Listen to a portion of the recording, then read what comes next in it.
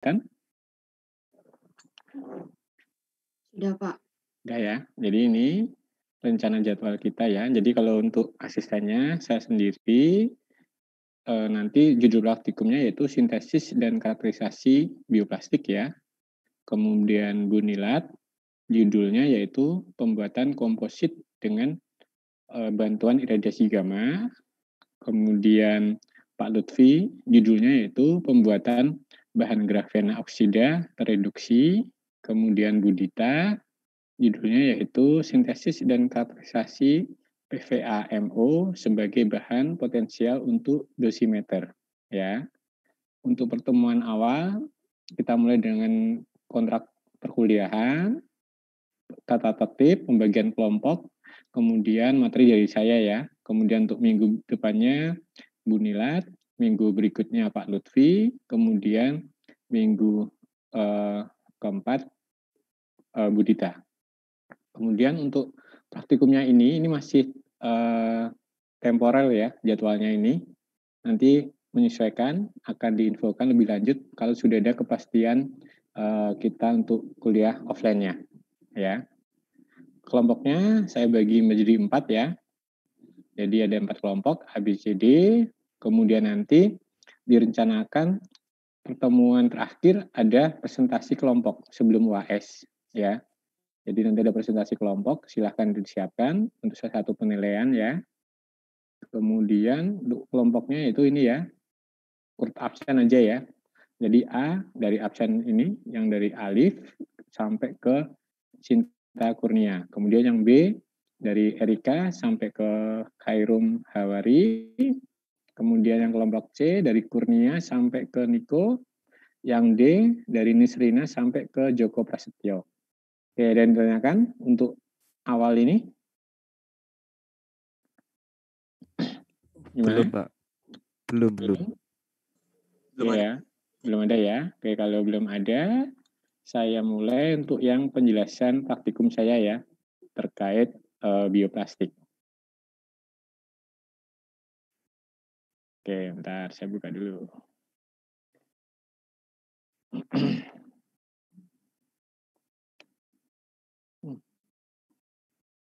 Bentar ya.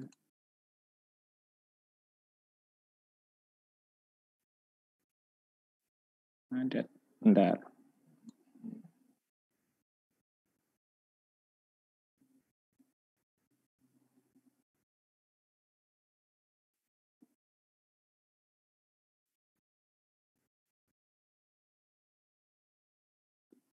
Oke, ini posisi Anda semua masih di tempat asal kan ya? Nggak di kos kan? Atau gimana? Ya, kebanyakan di kampung, Pak.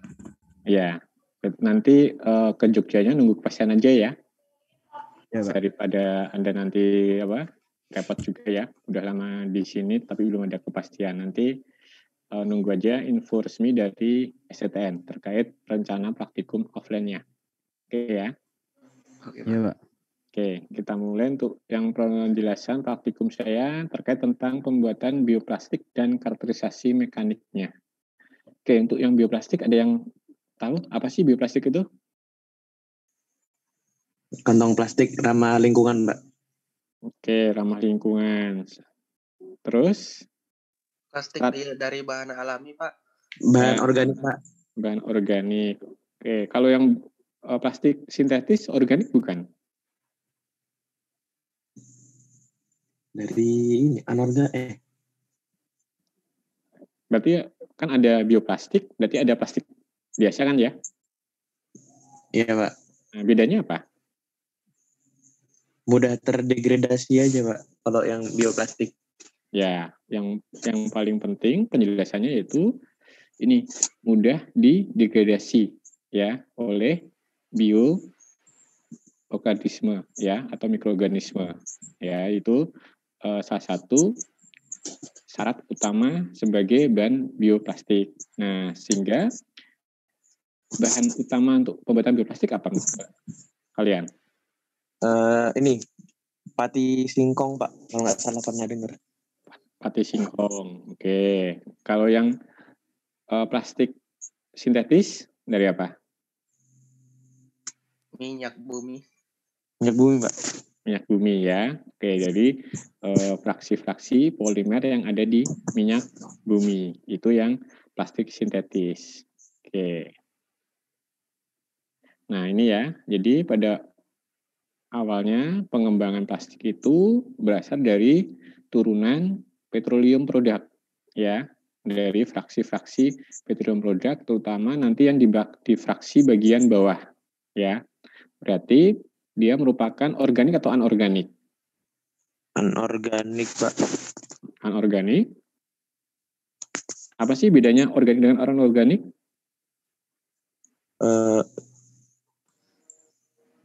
Tidak mengenal apa, gugusnya nggak ada gugus karbonnya, Pak. Apa? Pengertian gugus kimia organik kan ada dapat kan ya di kimia dasar. Organik itu berarti apa? Struktur kimianya mengandung apa? Karbon, hidrogen, sama oksigen. Ya, CHON kan ya. Karbon, hidrogen, oksigen, nitrogen. Nah, di minyak bumi gimana strukturnya?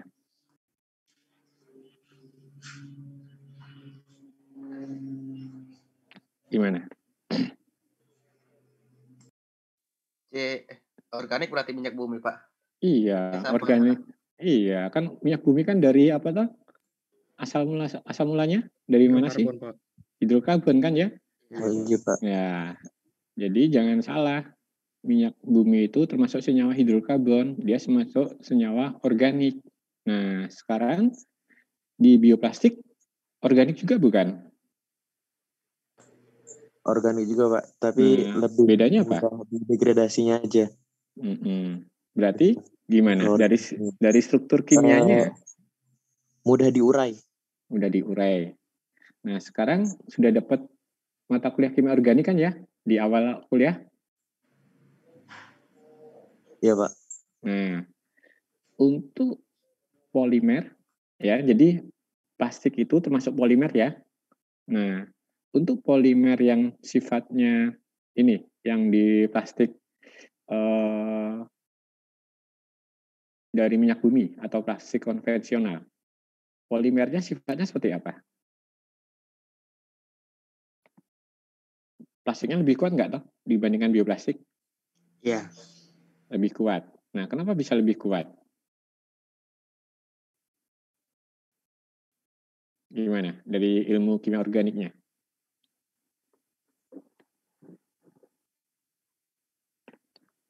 Strukturnya lebih panjang, Pak. Pertama kali apa? Yang lebih panjang apanya? Gugusnya. Ya, rantai ya. Rantai gugusnya panjang. Selain panjang apa lagi? Panjang kalau linear gimana? Dibandingkan panjang dengan bercabang. Lebih kuat mana? Lebih kuat. Lebih kuat mana? Linear kayaknya, Pak. Linear? Coba sekarang Anda punya net ya. Tahu kan net ya? Net buat bola voli. Tahu kan? Ya, tahu, Pak.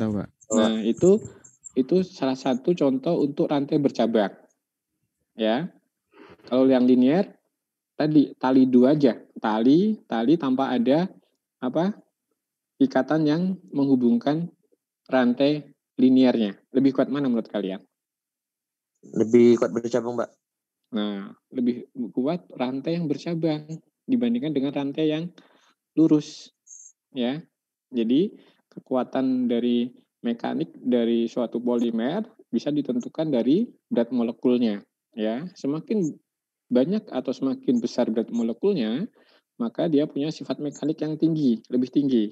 Kemudian struktur lurus atau struktur bercabang. Ya, semakin dia mempunyai rantai bercabang banyak, maka struktur kimia mekaniknya akan lebih kuat. Oke ya.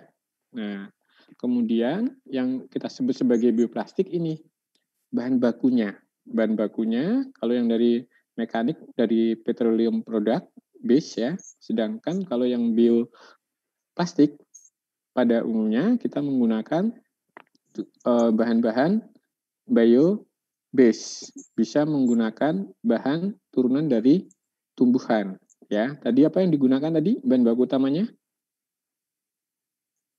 Tepung, Pak. Tepung, ya. Tepung itu nanti salah satu susunan polimer utamanya yaitu amilum. Ya, amilum itu rantai polimer yang sifatnya lurus, ya, dan BM-nya tidak terlalu besar. Nah, inilah ya bahan baku utamanya. Ini ya tepung. Nah, ini struktur kimia dari tepung, komponen utamanya yaitu amilose, ya. Kita lihat di sini rantainya kan lurus kan ya, bercabangnya sedikit, ya kan? Dia dari gabungan rantai glukosa kan ya, glukosa yang dihubungkan oleh rantai alpha 1,4, ya kan? Amilum. Nah, ini amilosnya, ya. Kemudian komponen berikutnya amilopektin, ya, dia sedikit bercabang. Oke ya, jadi ini merupakan salah satu komponen polimer yang ada di tepung yang akan kita gunakan sebagai bahan baku pembuatan bioplastik.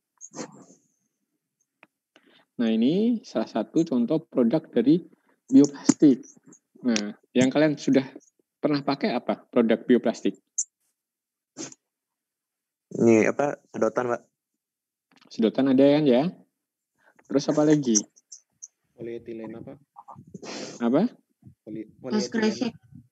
Nah, tas kresek yang di Carrefour itu kan ya? Ada kan tulisannya bioplastik kan ya?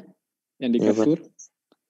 Nah, itu Ya, salah Pak. satu penggunaan bioplastik. Nah, menurut kalian kresek yang di Carrefour dengan kresek yang hitam itu lebih kuat mana?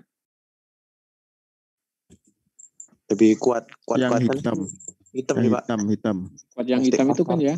Nah, yang hitam itu kan dia dari plastik konvensional, dia dari turunan minyak bumi.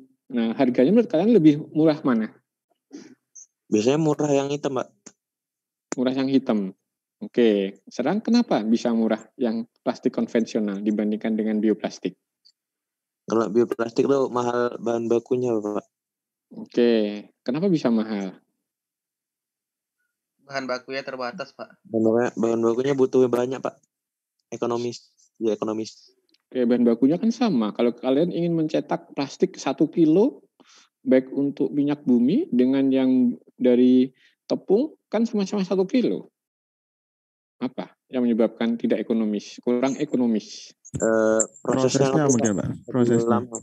Prosesnya sama. Jadi kalau Anda bikin suatu pabrik plastik dengan bioplastik, alatnya sama. Kita menggunakan molding. Kalau bioplastik kan dari tanaman, Pak. Biaya perawatan tanamannya itu untuk menumbuhkannya mungkin, Pak. Oke, yang paling penting gini, kenapa kalian mau makan tepung nggak? Manusia mau mengkonsumsi tepung nggak? Ya, Pak. Nah, berarti apa? Kalau suatu produk dikonsumsi oleh dua Publik. konsumen kan? Satu konsumen manusia untuk makan, satu konsumen manusia untuk membuat plastik. Berarti apa? Akan terjadi kompetisi harga, ya kan? Ya, dibandingkan dengan plastik konvensional yang dari fraksi minyak bumi. Itu kan dia fraksi semacam di atas residu, ya. Fraksinya itu di atas bitumen yang bahan baku untuk aspal, ya. Jadi dia fraksinya yang kayak residu-residu, harganya sudah murah, ya kan? Nah, itulah yang menyebabkan pengembangan bioplastik itu terhambat kalau tidak ada subsidi dari pemerintah, ya. Harganya pasti akan lebih mahal. Nah, konsumen kan yang paling penting apa konsumen itu? Harganya murah kan ya? Kadang kita nggak terlalu memikirkan apa limbah kan ya. Nah, itu salah satu hambatan dari pengembangan bioplastik. Nah, selain dari harga, sekarang menurut kalian tadi struktur kimianya seperti ini dari tepung, ya. Kalau struktur kimianya seperti ini, sifat hidrofiliknya besar apa kecil? Besar, Pak. Kenapa bisa besar sifat hidrofiliknya? Karena lebih kuat untuk narik air apa ya? Kan kalau Iya. misalnya itu yang Hidrofilik itu berarti apa? Pengertian suka hidrofilik dengan- apa? suka ya, Sama air, Pak. lebih mudah menyerap air, Pak. Ya, suka dengan gugus air kan ya. Nah, yang menyebabkan dia suka dengan gugus air apa? Gugus apa? Di struktur amilus sama amilopektin. Dari gugus apanya? A dan O-nya, Pak.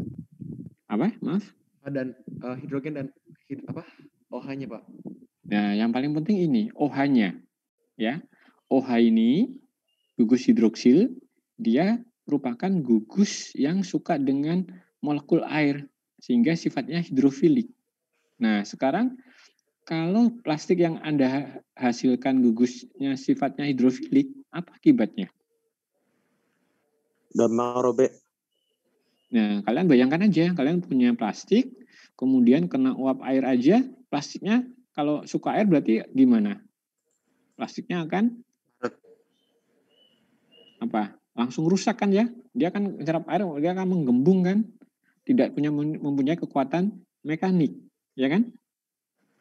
Iya enggak?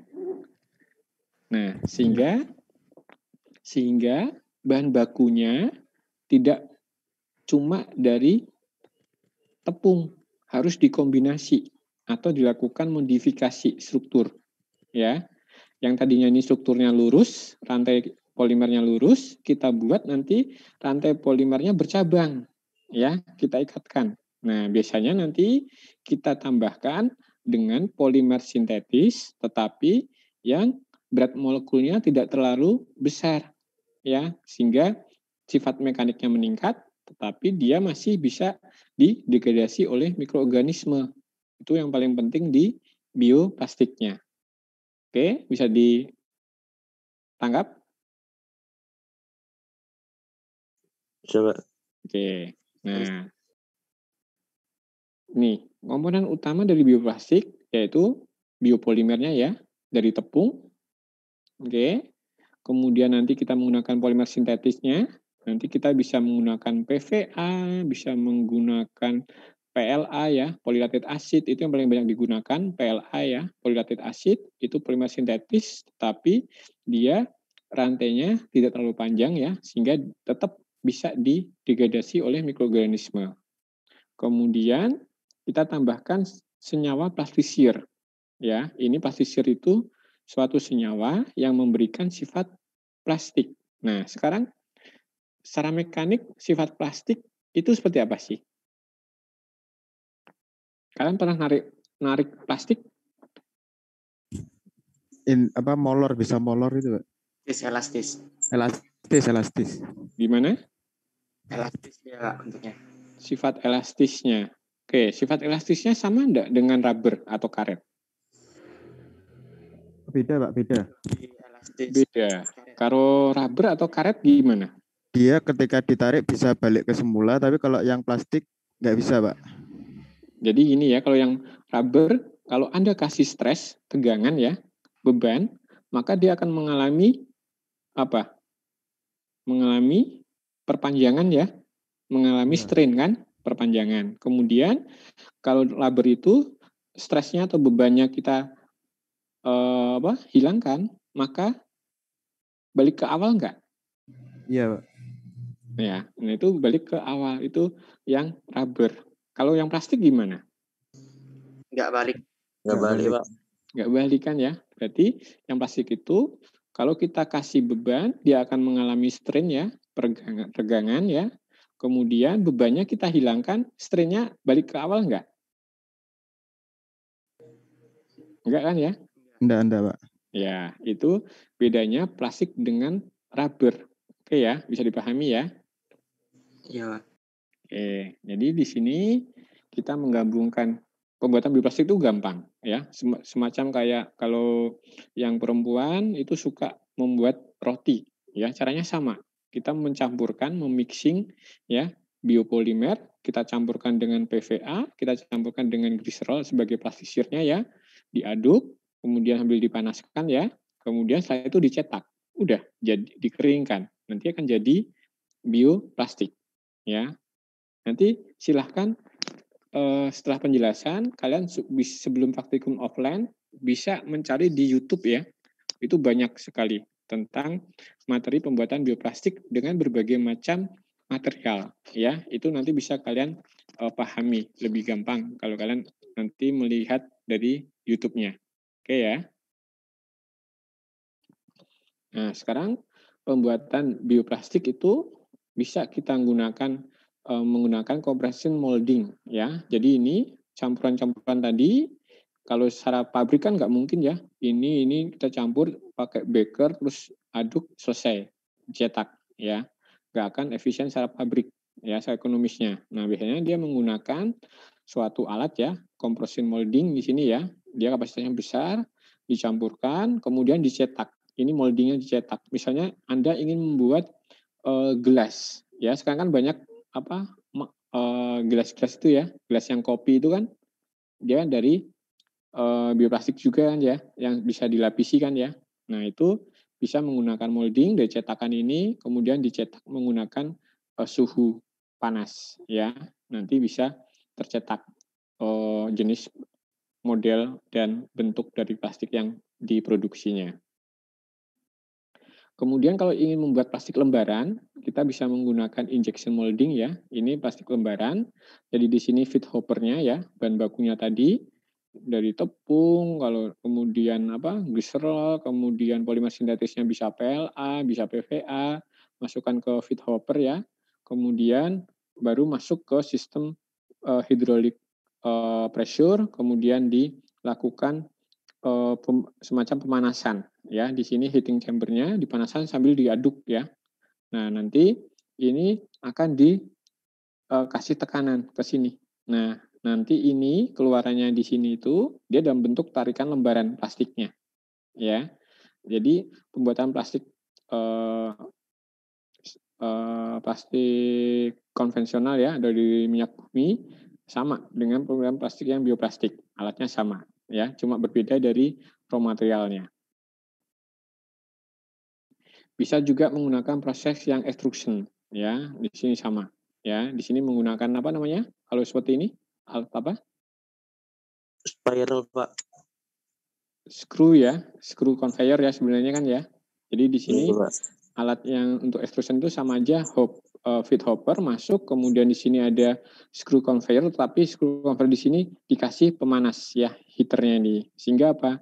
Nanti pemanasan di sini dilakukan mendekati titik leleh dari raw material plastiknya ya, sehingga dia bercampur sambil dilakukan transportasi kan ya. Kegunaan dari screw conveyor kan itu kan ya, dia bisa mencampur sekaligus bisa mentransport materialnya kan. Nah itu kemudian setelah homogen ya dilakukan proses extruded. Extruded itu ditarik. Ya ini ditarik tergantung produk yang ingin dihasilkan. Lembarankah, kemudian bentuknya pipa ya atau bentuk produk yang lain ya. Jadi setelah dilakukan extruded di sini nanti bisa tergantung cetakannya. Oke, pembuatan bioplastik ada yang tanyakan?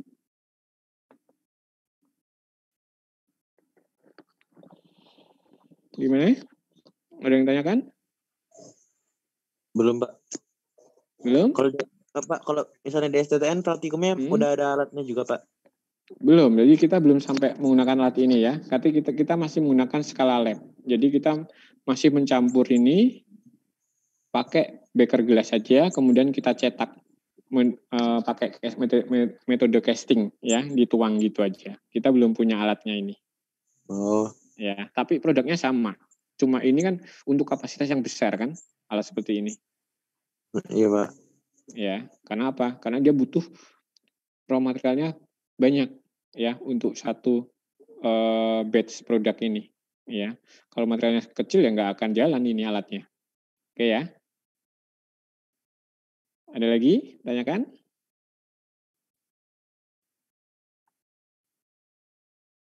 Gimana? Belum? Belum, Pak. Belum, Oke, Pak. kalau belum, kita lanjutkan untuk metode karakterisasinya ya.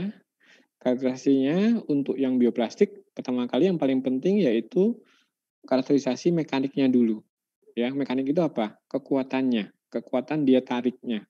Ya, itu harus kita cari dulu, karakterisasi dulu. ya. Nah, maka ini ada beberapa definisi untuk analisis mekanik ya. Di sini ada istilah stres. Stres itu apa? Yaitu beban. Ya, stres itu kan beban. Anda stres kan, Anda mengalami beban juga ya, misalnya mau ujian.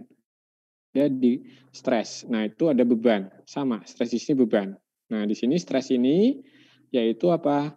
Gaya dibagi dengan luas penampang. Ya, ini stres. Ya, jadi F ini.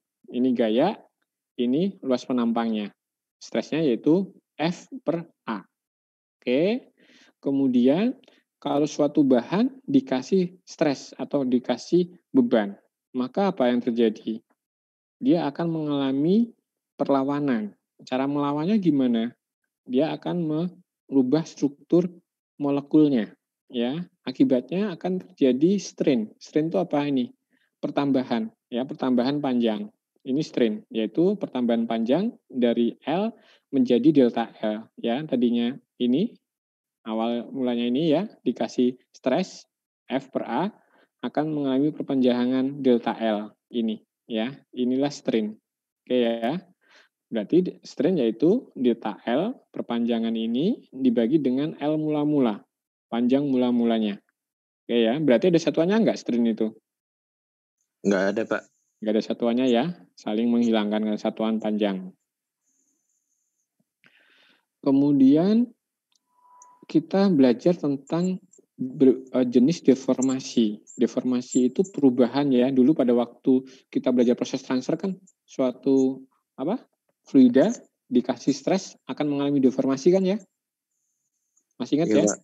Nah, ini deformasi itu di dalam ilmu bahan ada deformasi elastis ya, ada deformasi plastis dan fraktur. Oke ya, jadi tadi yang elastis dengan plastik itu beda. Kalau elastis itu dia tadi yang sifatnya rubber, ya, yang karet. Plastik yang plastik ya. Fraktur itu misalnya besi, ya, bahan baja. Baja kalau Anda tarik, dia akan fraktur pecah atau akan mengalami regangan. Gimana? Pecah kan ya? Patah kan ya? Nah, itulah deformasi fraktur ya. Materialnya tidak bisa mengalami strain atau peregangan, tetapi dia langsung fraktur pecah ya.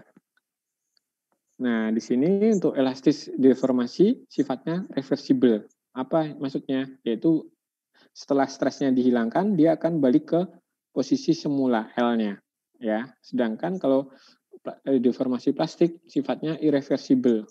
Dikasih stres, dia akan mengalami strain, peregangan ya, tetapi stresnya atau bebannya dihilangkan, peregangan tetap, dia tidak akan balik lagi ke posisi semula. Ya. Kemudian, material yang sifatnya mempunyai sifatnya plastik, kita sebut sebagai material daktil ya. Kemudian material, gimana? Oke, material yang tidak punya sifat plastik tadi yang contohnya Fe baja itu kita kasih stres dia tidak mempunyai sifat strain, maka kita sebut sebagai material brittle. Brittle itu berarti apa? Gampang pecah kan ya, brittle itu.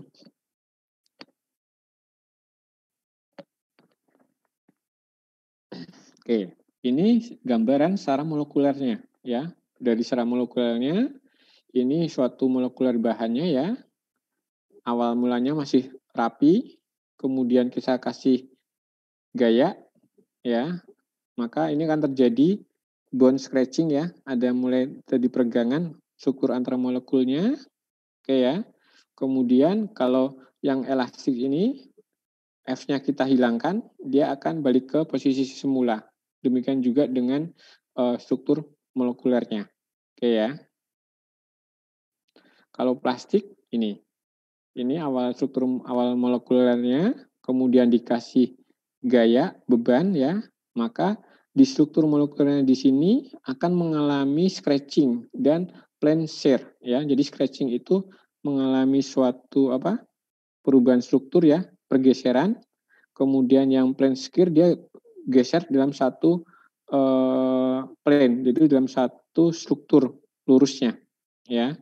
Kemudian dia mengalami strain, peregangan, kemudian bebannya kita lepas, maka strainnya masih sifatnya, ya, sehingga dia kita sebut sebagai irreversible, ya, tidak bolak-balik. Oke. Kemudian parameter setelah ada stres, ada strain, kemudian parameter berikutnya yang paling penting di karakteristik mekanik yaitu modulus Young atau sebagai elastisitas, ya. Modulus Young atau elastisitas yaitu gradien kurva, ya, yang bagian linear, yaitu perbandingan antara tegangan, ya, atau stres dibagi dengan regangan atau strain, ya. Jadi modulus Young itu gradien kurva linear yang menunjukkan perbandingan antara tegangan atau stres dibagi dengan regangan, ya, atau strainnya. Nah, untuk buat kurva di sini nanti ada kurva antara strain, regangan, dan stres, atau kita sebut sebagai kurva SS atau SS curve. Kemudian modulus Young itu bisa Anda hubungkan dengan hukum Hooke. Masih ingat hukum Hooke di praktikum fisika? Tentang apa hukum Hooke itu?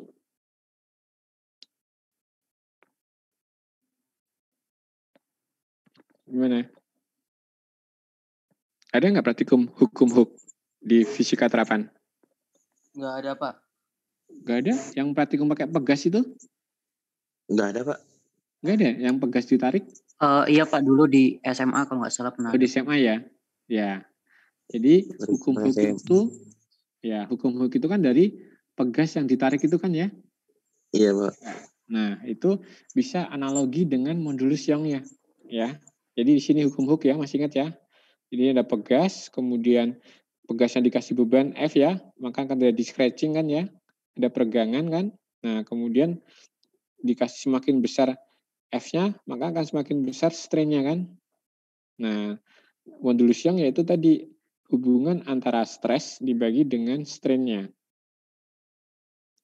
Nah, ini hukum Hooke-nya ya, F sama dengan minus K kali X. Sedangkan kalau di modulus Young, yaitu ini stres sama dengan modulus Young dikali dengan strain. Atau modulus Young yaitu stres dibagi dengan strain-nya. Oke. Nah, ini nanti kalian bikin grafik hubungan antara stres dan strain akan diperoleh slope. Nah, slope-nya itu nilai dari modulus Young-nya. Nah, ini diagramnya ya. Jadi di sini yang diambil yaitu bagian linearnya ini. Untuk menentukan modulus Young, bukan bagian yang leku ini, ya, tetapi bagian yang linear ini, yang posisi 1 sampai 2. Inilah nanti Anda hitung sebagai nilai modulus Young-nya. Ini gambarannya ya. Awal mulanya nanti benda ujinya seperti ini bentuknya ya. Ini nanti holdingnya. Ini holdingnya. Nah, ini yang diukur mula-mula dari sini. Mulai dilekukan ini sampai ini, yang linear ini. Ya, ini nggak usah diukur. Ini sebagai holdingnya. Kemudian dikasih stres, akan terbentuk necking ya. Dia akan semakin memanjang ininya. Ini akan semakin kecil, memanjang. Kemudian dia akan semakin memanjang lagi, semakin besar dari stres yang diberikannya. Nah, dari grafiknya, stres dan strain-nya ini ya. Ini yang linearnya, 1 sampai 2 di sini, mulai terjadi lekukan, strain, nah sampai dia nanti putus. Kalau putus nanti akan gini grafiknya. Ya. Sampai dia putus, dia langsung anjlok ini. Nah, ini perbandingan beberapa nilai dari modulus Young ya, metal, grafit, polimer, komposit fiber ya, ini nilainya. Nah, nanti bisa Anda lihat di sini modulus Young untuk suatu logam, grafit dan polimer serta komposit karbon, terlihat besar mana? Akan besar ke metal ya. Kemudian grafit, kemudian komposit fiber kan ya. Yang paling kecil yaitu di bagian polimernya. Oke, kekuatan mekaniknya seperti ini ya. Nah, nanti untuk membuat materi uji mekanik, kita ada standarnya. Jadi tidak asal membuat spesimen untuk uji mekanik. Nah, biasanya kita menggunakan standar ASTM ya, American Standard Testing Material. Bagian D, nomornya 638M84. Ya, jadi bisa dicek di standar ASTM ini ukuran benda ujinya. Ya, ini ada standarnya, benda ujinya. Besok pada waktu kalian praktikun offline, kalian membuat ini ya. Ukurannya benda ujinya di sini dibuat berdasarkan standar ASTM-nya. Nah, ini ukurannya ya. W-nya 10 mili, W itu ini ya. 10 mili berarti berapa? 1 cm ya. Toleransinya setengah mili. Panjangnya 60 mili berarti panjangnya 60 cm. Ya, jadi ini ukurannya. Kemudian tadi kan praktikum kita bioplastik ya, ini kelewat slide-nya. Bioplastik berarti nanti ada pengujian sifat biodegradasi, ya kan? Nah, Anda gimana cara menguji sifat biodegradasinya menurut Anda? Dikubur di tanah, Pak. Ya, nanti kita menggunakan namanya metode soil burial test atau dikubur di tanah. Kemudian nanti diamati berat plastiknya tiap hari.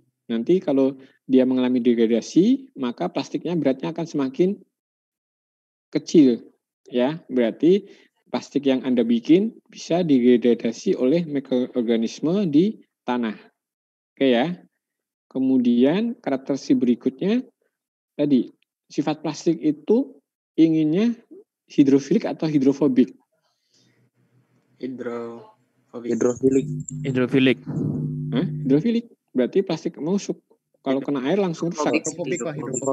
Hidrofobik, Pak. Gimana? Hidrofobik, Pak. Hidrofobik, ya. Hidrofobik. Kalau hidrofilik kamu punya plastik kena uap air, langsung plastikmu kan lembek, ya, nggak bisa digunakan. Nah, maka kita harus menguji suatu material sifatnya hidrofilik atau sifatnya hidrofobik. Nanti bisa kita uji menggunakan sudut kontak dari tetesan air. Ya, jadi caranya nanti lembaran plastik ini kamu bikin datar ya, kemudian ditetesin air pakai mikropipet ya. Kemudian di sini nanti ada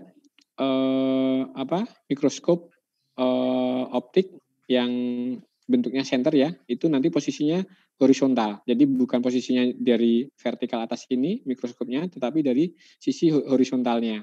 Nah, nanti akan bisa kelihatan sudut kontak dari butiran air di atas permukaan plastik Anda, ya.